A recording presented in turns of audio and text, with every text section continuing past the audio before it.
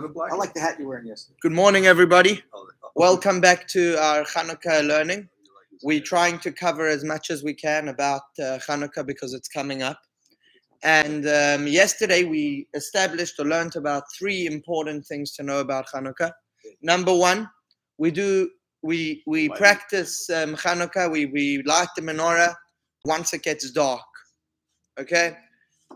Number two, it's important there's one day of Chanukah when you can't do it before it gets dark. I mean, after it gets dark. Did I say before it gets dark? Sorry. We light the menorah after it's dark. Once it's dark outside, then we light up the dark world because that is symbolistic of the entire idea of Chanukah and what it historically represents and what futuristically we want to represent. So once it's dark, then you light the menorah candles. On a Friday night, that cannot be done. So that's the second thing. And the third thing, so what does that sound like? What comes first? Chanukah or Shabbos? Well, first you light the Chanukah and then Shabbos. But in terms of preference, if you can only do one, light the Shabbos candles or light the Chanukah candles, only the Shabbos candles, because the Shabbos candles represent peace. And the entire, why peace? Because Shalom Bayis, they actually practically led to peace in the home.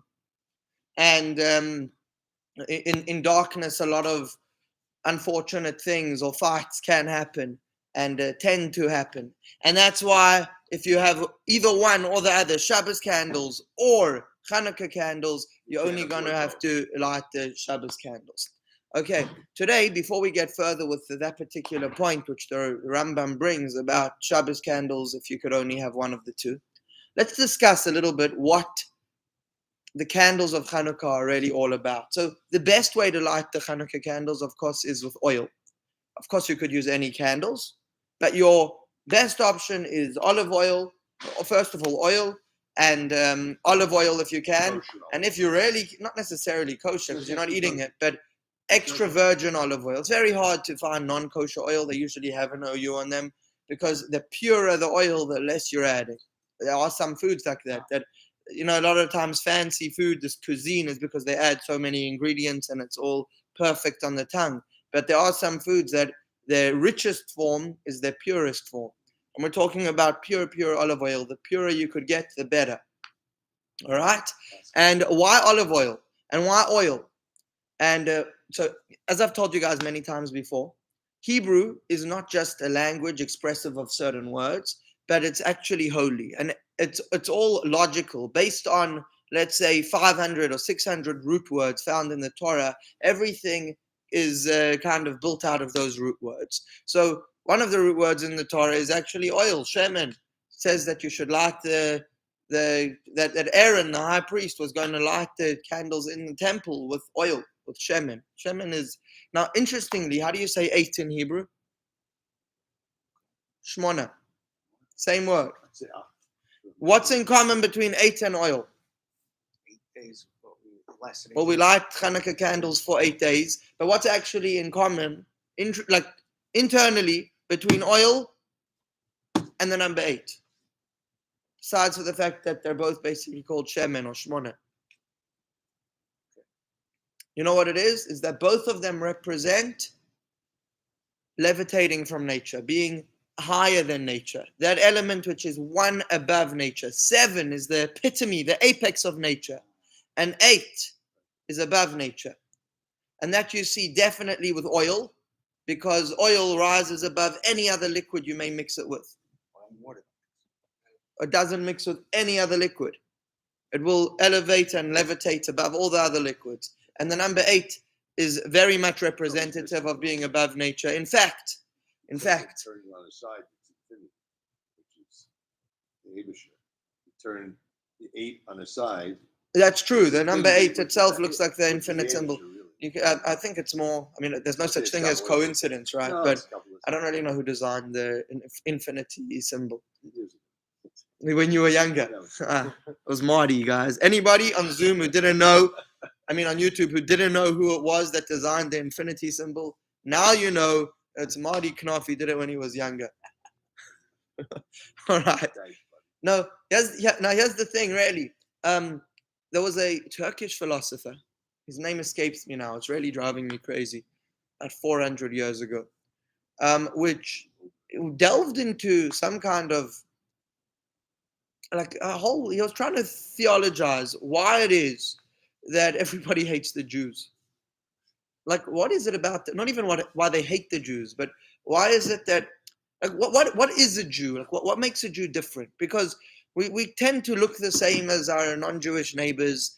So like, you can't even really call it racism. Like what is it? Like what are even like irreligious Jews are hated? Like why? Like what makes an irreligious non-observant Jew different from any other atheist? Like why were they always picked on? What makes the Jew different? And his opinion is that it's something very fitting with a lot of Kabbalah, is that Jewish people have this. I don't know. He had a whole discussion about the number 7 and how the Jew is represented by the number 7. And I want to tell you that that's true. Forgot exactly what he said and why. But basically, his idea was that Jews can connect the dots better than other people, and it drives people mad. There's a certain the way I understood it, based on Kabbalah. He was not a Jewish philosopher, but the way I understood it was as follows.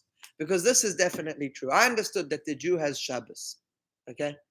And my uncle is a public speaker, Kivi Bernhard. You should look him up. He's actually come here before for a Friday Night Live. He's spoken for Microsoft and for many big organizations. And he spoke about this one. So my understanding of this is also based off his understanding. He lives in Miami. Anyway, he said like this, the Jew is number 7. Vincent van Gogh had a theory of 7 axles of access. Okay, that everything is reachable or accessible from 7 angles. Everything, like even this phone. It's got 1, 2, 3, 4, 5, 6, and then if you're inside the phone, it's number 7. And everything in nature is number 7. So there's like 7 days in a week, and there's like 7 music notes. Because number 7 represents that fact that physical or nature, it's the order of nature is number 7. And except that 7 is not like the other 6. There's 7 axles of access. There's 7 days of the week. There's 7 music notes. But 7 actually is different. In the world. Fine. Right? All right. So there's a lot of number 7s. Okay, but the 7th one is different from the other 6. The 7th axle of access is different from the other 6 axles of access. The 7th day of the week is different from the other 6th day of the week. And the 7th music note is different from the other 7 music notes. It's on a different level of harmony. Okay? And I don't know which one is the 7th. I know that we got A, B, C, D, E, F, G, I, but I don't know which one is actually considered the 7th. That was just like some musician made. So I don't know how this applies to music.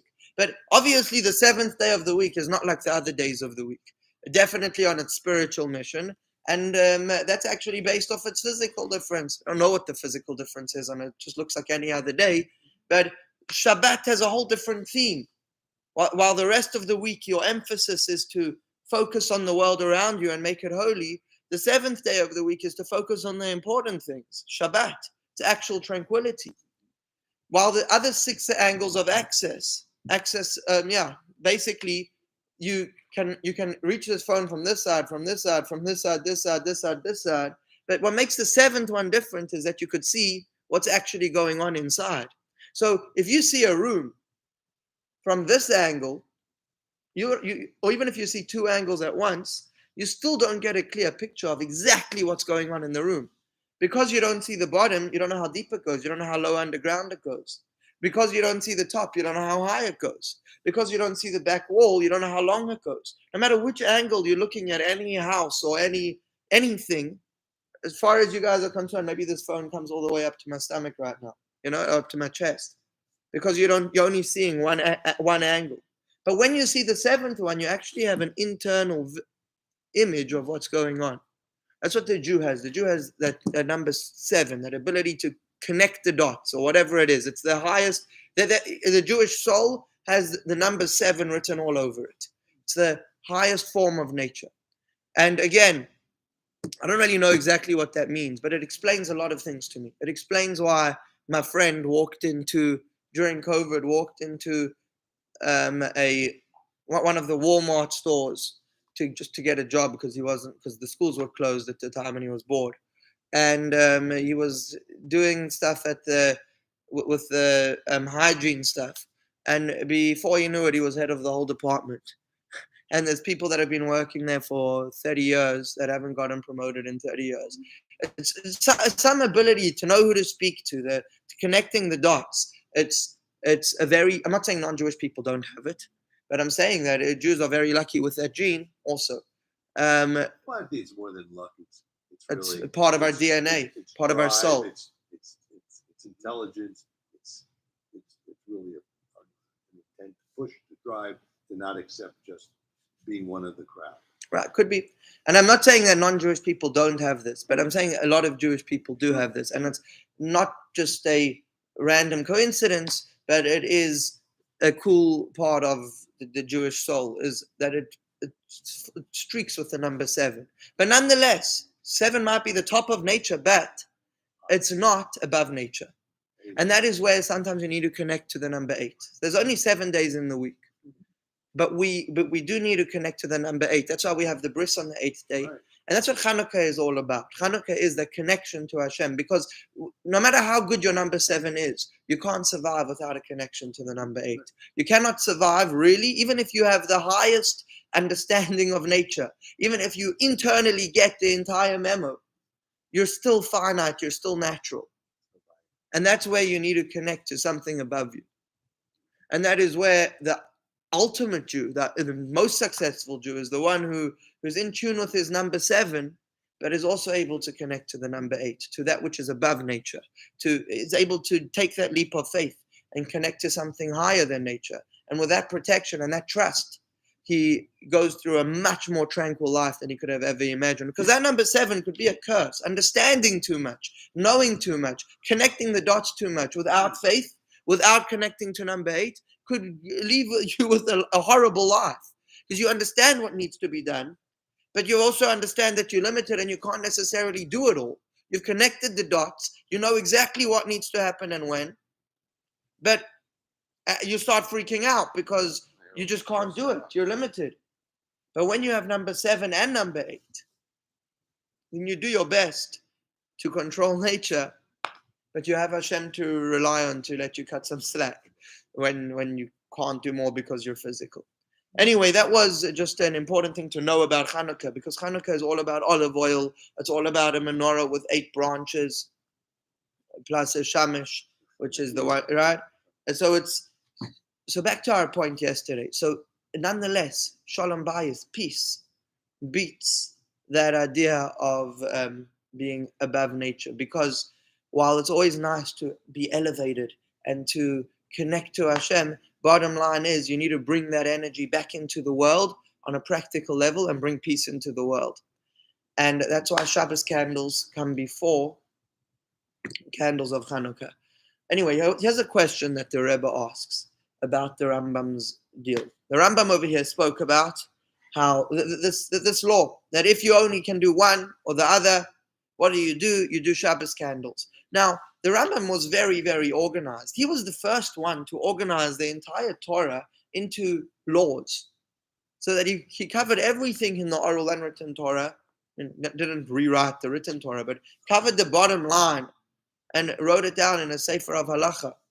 Okay? And he was very organized by the way he did it. So there seems to be something a little bit off over here, because this idea is not really a law about Chanukah.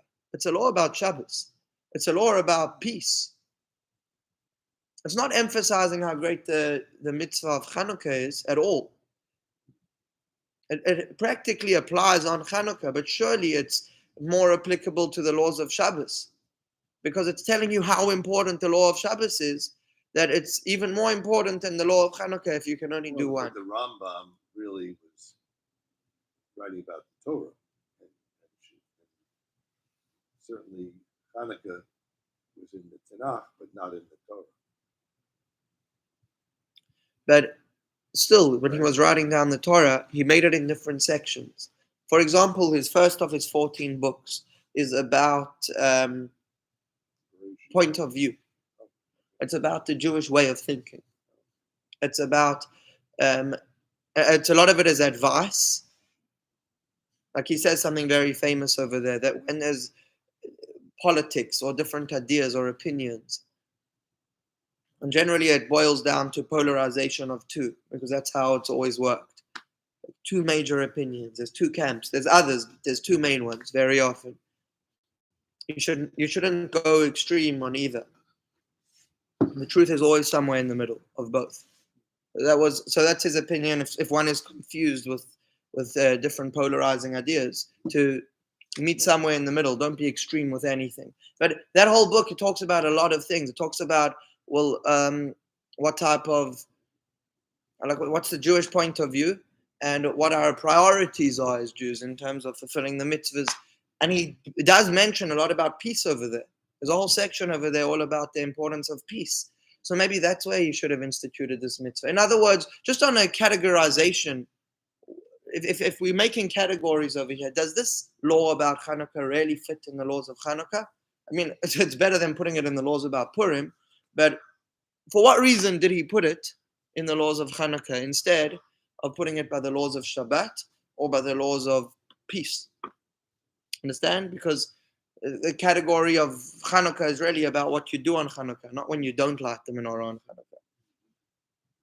Okay, so in order to understand that, I want to read a bit further in the Sikha over here, and we'll get there when we wrap up the Sikha the next time. We're going to do a third lesson on the Sikha. We've done one yesterday, doing a second one today, and we'll do one more the next time.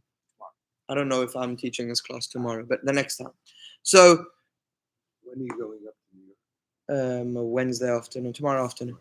So, wie gerät Kammerpamim wegen die Ebersten, wer die Unterschiede zwischen Eretz Hamikdash and Eretz Chanukah. We're going to now talk about the difference between the candles of the Beis Hamikdash and the candles of Chanukah. Do you know that the menorah which we light every year on Chanukah to commemorate to what happened in the miracle in the Mikdash, that it lasted 8 days, there were only 7 candles on the menorah in the Mikdash.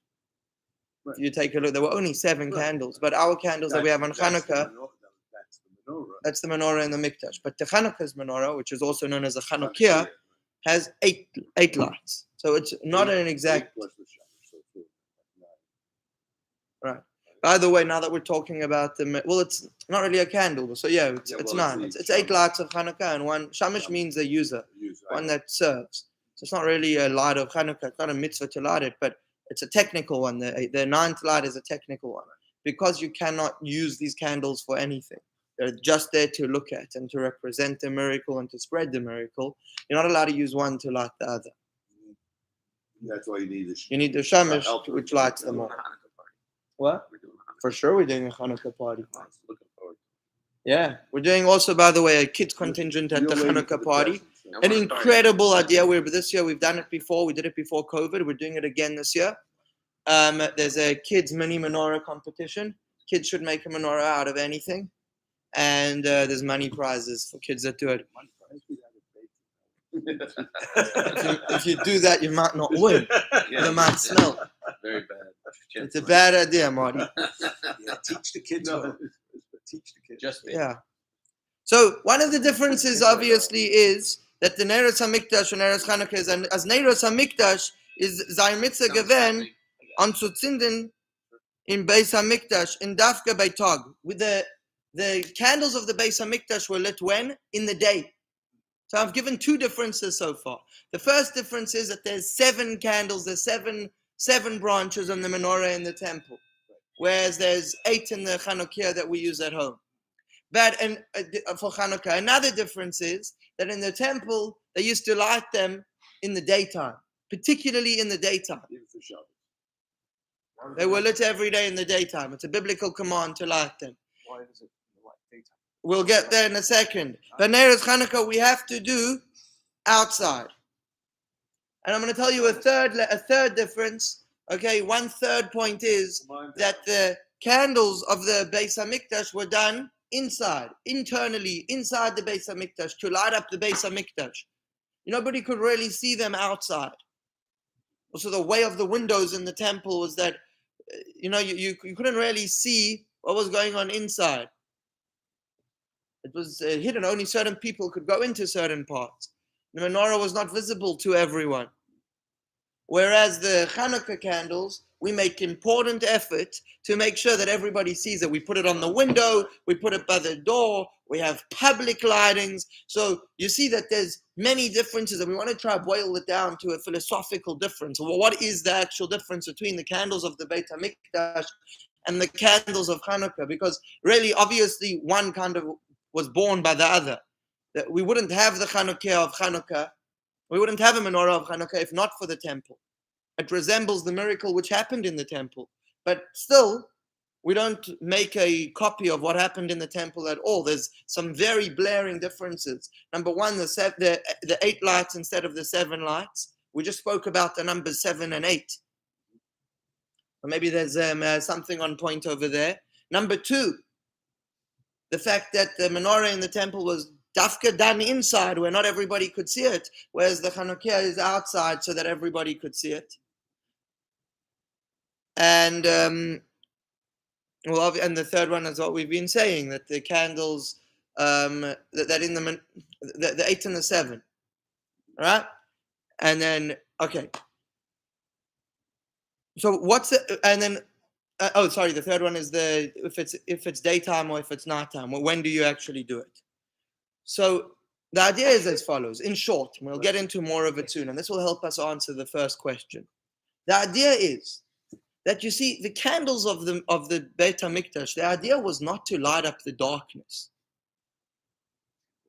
The idea of the temple is not to light up the darkness. It's actually a place of light. It's the holiest place in the world. You don't need to light up the holiest place in the world. This was the holiest place in the world. It's a place to go and elevate yourself over there. The rest of the world is not the temple. There's a reason why there's a temple, and it's a good discussion. Why does God need one particular designated place for us to connect to Him? Surely He could connect to us everywhere. And in fact, there's a whole series of classes on that connected to the other course that we're giving of Ha'umnam. Okay, testing your faith. There's a very, very good explanation over there why this happens. But still,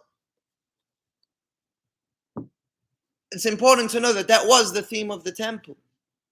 Whereas the theme of the Chanukah is to spread that message of number 8, of God not being confined to anywhere, of God being able to break the nature everywhere. It's that ability to trust in something higher than nature, and that is the miracle of Chanukah, and that needs to be spread in the darkest times. The menorah of Chanukah was instituted at a time of, we had won a war, but it wasn't the most beautiful, glorious times. There was still a Greek presence. There wasn't a shining messianic presence in the temple as there had been in the era of Solomon. We're dealing with a very hard time for the Jews. And that's when we need most that message of number 8. The message of God being there even when it feels like we were not seeing the light. That's what Chanukah is all about. And therefore, you do it at night, or you purposefully do it at night when it's dark. Darkness represents like the evil lurking, when there's no one, when it's not all light and dandy. That's why we have 8 candles on our Chanukah,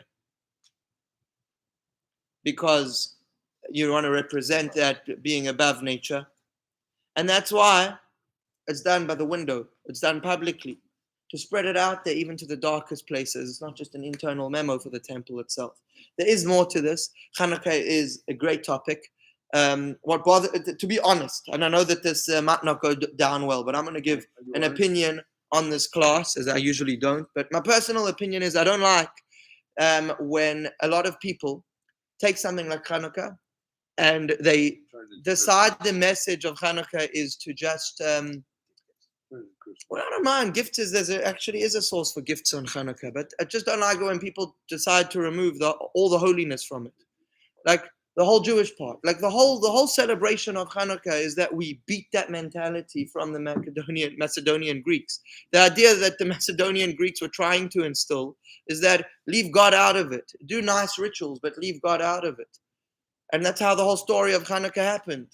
And now you have people that would like to celebrate Chanukah, but make all efforts possible to make sure it's not a religious thing. And for me, it's hurtful, especially when you have like politicians lighting a candle and saying, well, the message is that you got to vote for my party somehow or another, because Chanukah represents that the idea of spreading the light outwards, and that's what the whole Republican Party or Democratic Party is all about. So vote Democrat, like, you know what I'm saying? It's no, I saw something like that. I actually saw something like that a few years ago, and it really left a bit of feeling in my mouth. Chanukah I saw a politician doing something like that, and it's just that's not what it's about. Like, why are we ashamed for Chanukah to just be the holy event that it is?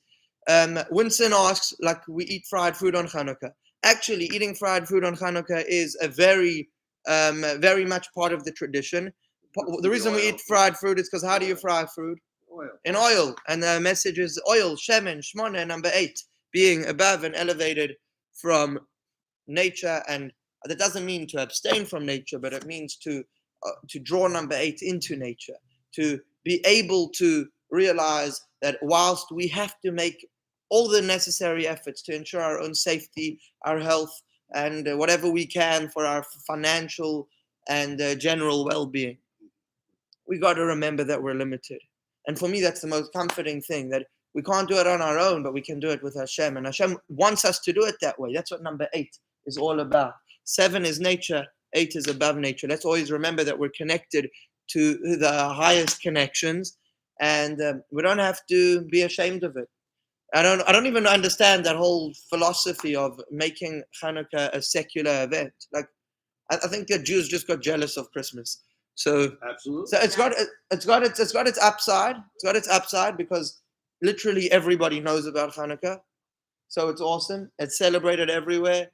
It's great. And the kids get gifts on 8 nights, whereas Christmas. Right. I think it's 12 kids on one night. One morning. Anyway, my friends, Okay. lovely learning with you all today. Where'd the Hanukkah bush come from? Hanukkah bush. Yeah, you know, that is so offensive. Who made that? Yeah, Who? weird. It's from very secular Jews. It's exactly.